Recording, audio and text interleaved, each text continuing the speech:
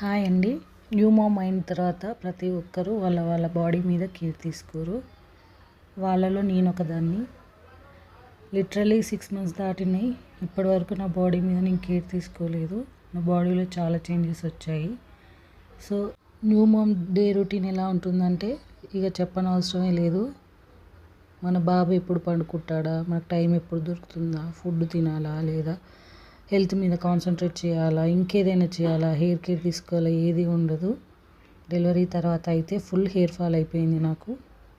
అంతకుముందు కూడా పెద్ద లేదనుకోండి, డెలివరీ అయ్యాక ఉన్న దాంట్లో ఇంకా మొత్తం పోయిందనమాట. సో స్టార్ట్ చేయాలి. ఏమైనా టిప్స్ ఉంటే చెప్పండి, హెయిర్ కేర్కి, స్కిన్ కేర్కి అలా.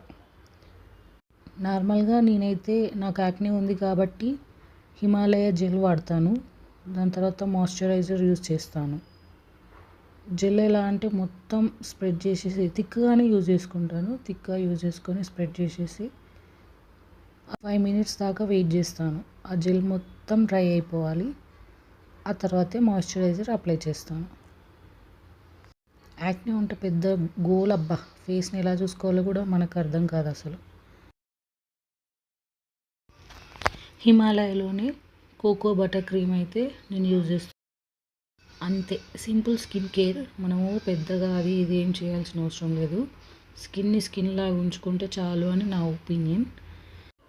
ఇక సోషల్ మీడియాకి వస్తే యూట్యూబ్లో, ఇన్స్టాలో ఎక్కడ చూసినా కూడా ఈ ప్రోడక్ట్ వాడండి, ఆ ప్రోడక్ట్ వాడండి, ఈ క్రీమ్ యూజ్ చేయండి, ఆ క్రీమ్ యూజ్ చేయండి అని ఒక్క సెలబ్రిటీ ఒక్క క్రీమ్ చూపించరు. రకరకాల క్రీమ్స్ చూపిస్తారు, రకరకాల ప్రోడక్ట్స్ చూపిస్తారు. వాళ్ళకేం పోయింది, వాళ్ళకి ప్రమోషన్ వీడియోస్ కాబట్టి చాలా మనీ ఇస్తారు. నేను వాళ్ళ మాటలు విని నా స్కిన్ అంతా పాడు చేసుకున్నా. నాలా మీరు కాకండి.